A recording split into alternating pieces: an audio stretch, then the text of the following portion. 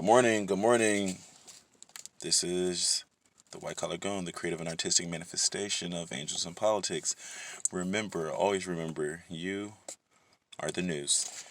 Um, have you had your breakfast as of yet?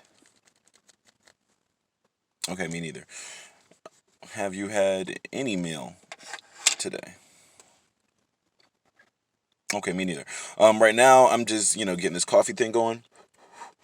And I go for the Brazilian blend. The darker, the better. I and I don't put anything in the coffee. Like sometimes I might add a little black seed oil, but right now it's just hot off the press. It's just hot, and sometimes I feel like CBD right now. I feel like my homie. I feel like one of my homies. When he used to wake up and we were going to Christie's for the egg sandwiches. For the egg, well, it was like ham, egg, and cheese sandwiches with the fresh coffee, and it came with a coffee, and we will get two of them motherfuckers. Like, those are good days. Actually, those are beautiful days. So I want to help you all out. Well, I just would like to provide you with a conversation. Remember, feel free to give me as much information as you can whenever you respond, because I like, or I love, and I thrive on these types of topics concerning confidence, self-esteem, um, alignment, self-actualization, manifestation, sexual politics, political race, just anything dealing with application, programming, interface, reading, writing, speaking. That goes into manifestation, speaking your life into existence, reading things to uh, evolve yourself, enhance yourself. Realizing it's not just about who you know or what you know, it's both. So that's the political connection. You need to connect with your mind, your body, your soul, expand the cognitive spectrum, work on cognitive flexibility, open that spectrum of consciousness. I talk about the QB vision, that window, and expand that window so you're seeing all around. And just try to get like 1% better every day. 1% better every day. I know the math doesn't maybe add up to you, so I feel like at the end of the year you might get better 365%. I know that might throw you off, but hey, just focus on the 1%. Focus on the little. I mean, that's really what I mean. Improve every single day with your system. I call it SOS, system of synthesis, system of synchronicity, system of sequence. It'll be happening autonomously soon, right? Um, so yeah, boom. I have been fortunate to have met really cool individuals in my life, of course, because I've put myself in these out there environments, and the people that you meet whilst you travel, and whilst you place yourself in these ecosystems that are unlike the ones that you grew up in. You are forced to interface with these with new challenges, and new conversational topics, and people who are brought up differently than you in a stark way, in a palpable way, in a distinctive way. You're like, whoa, whoa, whoa. Like, you've never met anybody like you, or and they've never met anybody like you, and you've never heard anybody talk like them and say these things. And it's like, at first it might shock you. At first it might be like, I'm not really too keen. But truthfully, it's improving you, because now you're starting to become a bit more adaptable, and then you can acculturate certain things. And in culture is all whatever it is that you do. That's culture. So whenever you're around people whose culture is different than yours, then that goes into the programming, that goes into the application, and that goes into the interface, right? So there was times when I was like in China, and I had a homegirl named Lulu, and she was only there. She was only at the building, or the language center that I worked for. Yeah, I would say not long, maybe a month or two. But she was cool. She was cool as a Chinese woman, because she was what they would call weird, or she was what they would call different, because She actually traveled. Most Chinese, like the 99% of Chinese, stay within China. Um, Children who are fortunate enough to have wealthy or well-to-do parents, parents who are in the government, parents who have high-paying, prestigious jobs, businesses, or owners, then they're able to get these visas and travel the world. But she was really smart and she studied abroad, so she could speak multiple languages. She could speak Korean, a little Japanese, uh, various dialects of Chinese as well, because there's Mandarin, of course, standard Mandarin, but then there's hundreds, thousands of dialects. Then there's Cantonese. Then there's, we live in Shanghai, so there's Shanghainese. So there's a lot that's going down. But she actually spent some time in Japan. I think she spent 2 years, maybe 1 or 2 years in New Zealand as well. So, for a Chinese young woman, and she was maybe, yeah, she wasn't even 30 at the time, so maybe like 27, 28. She was quite cultured. She was quite cultivated. She was on the, on a certain end of the spectrum, so to speak, for her peers, for her peer group. So I like talking to her a lot, asking her a lot of questions, and we spoke often. And I remember telling her that I was going to take this trip to Taiwan. I was going to Taiwan for a week just on a vacation. And I was, actually asking my roommates to see if they were to come along, to see if they were coming along. And, my roommates weren't with it, or they were dragging their feet, or they were, humdrumming a bit. And I was cool with it. I was like, all right, I'm going to go. I'm going regardless. So I ended up going. But before I went, I was talking to Lulu about it.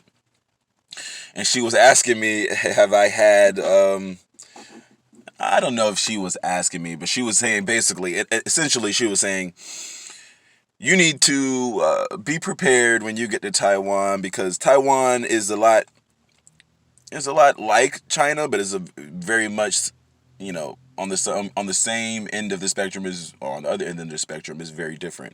You know, People speak Chinese there, people speak Taiwanese there, of course, but like, it is very different. They're a bit more open. The people, even though it's a smaller country, the people are a bit more westernized, I guess. And they're proud of the Taiwanese culture. They're proud of being separate from China, and we weren't going into the historical context or anything. She was just really talking about like girls. So she was saying like, Gabe, you're very talkative, because at that time I was in the we will have essentially a teacher's lounge. Okay, and the teacher's lounge would be where the staff were, and we had the Chinese staff, and then we had the foreign staff, the people who taught English. So it would be me, and the company that we were all in had some guys from Ireland, and girls from West Virginia, and it was me, and then it was,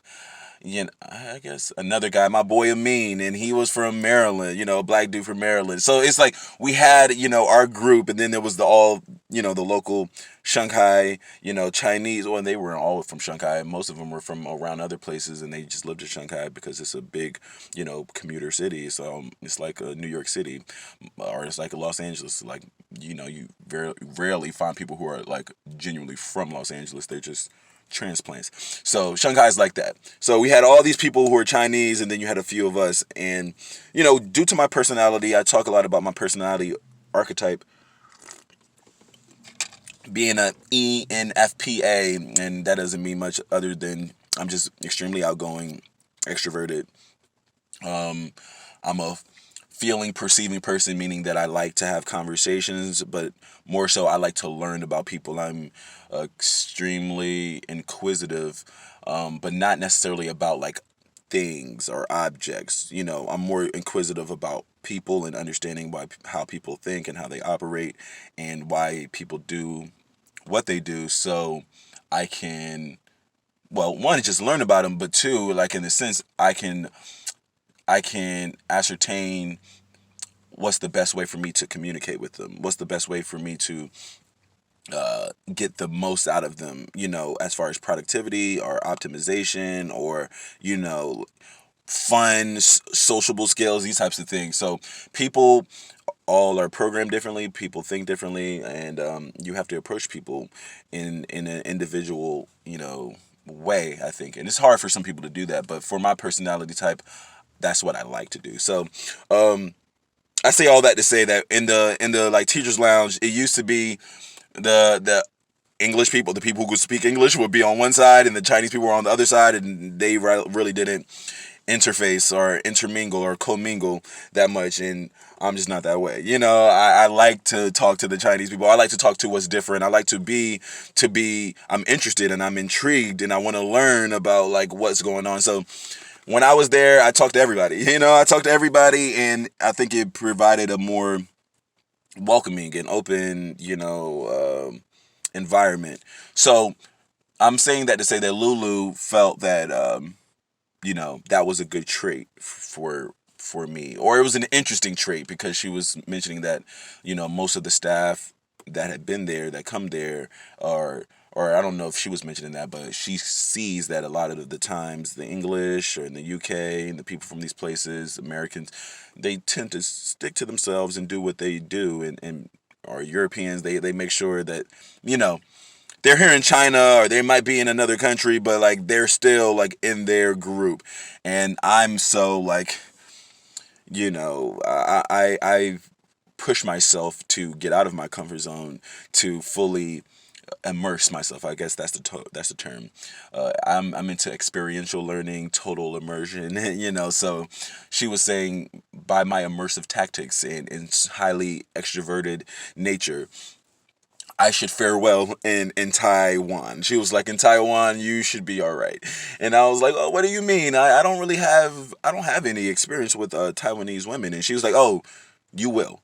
She gave me this this very confident and she gave me this very direct confirmation. It was this validation, and I'm a person who is a bit, I would say, naturally confident, or have naturally high levels of, I don't know if self-esteem is. I would say I have um, a disposition that is comfortable. I guess I will say I have a naturally comfortable disposition. So I see that that could be different for other people. Some people aren't necessarily like that. So I just thought this is just how I am. But truthfully speaking, it did feel good to hear from another woman.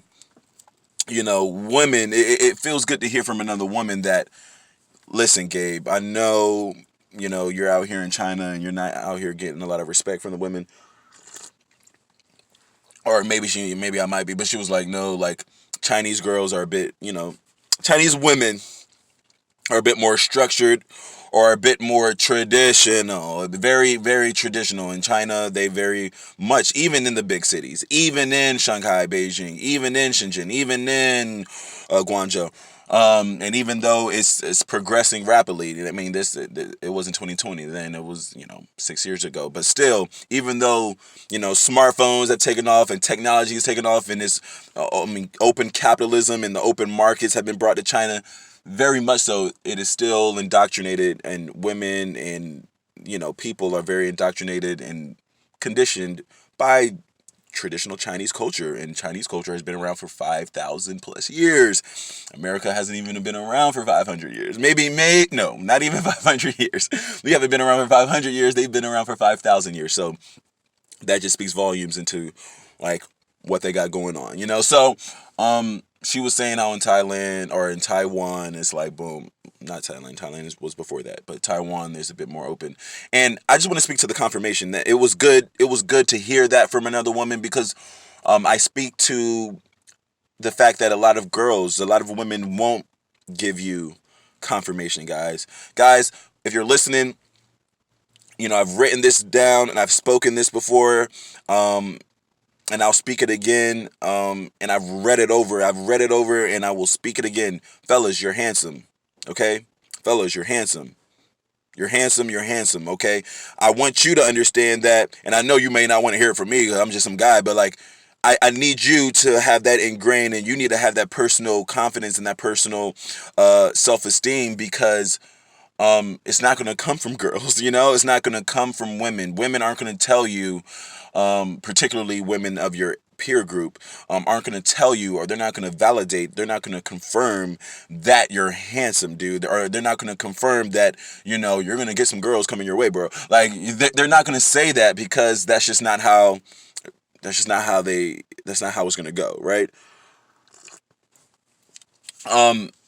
When I was working on the cruise ship years later, I had a homegirl by the name of Alejandra, really cool, really cool lady, really cool woman, and she's younger than me, and just really nice. But I remember initially like feeling kind of uneasy about her. Like, I remember when I first got there, I felt like she didn't really fuck with me for some reason. Like, I mean, it was an instinctual thing, and it's an instinctive thing. Maybe it's just the personality type, just the perception, like just the perceiving, feeling, you know, way that I am. I just caught like a vibe from her initially that it was like, I'm not. I liked her, but I feel like she didn't feel a certain kind of way about me. I feel like just, she didn't look my way. She didn't talk to me. When I said something, she answered like in a one word answer. Like, I was like, what the fuck is going on? Like, did I do something to her in a past life or something? I mean, what is it or whatever? I don't know. But come to find out, come to find out, she ends up being one of my best friends, you know, and she ends up being like a strong, avid ally. So the next time I come to Playa del Carmen up in Mexico, I am pulling up on Ali, like with a game face, and we're stepping out and with a game face. But I remember we were having a conversation one time, and we were in Spain. Yeah, we must have been in Spain.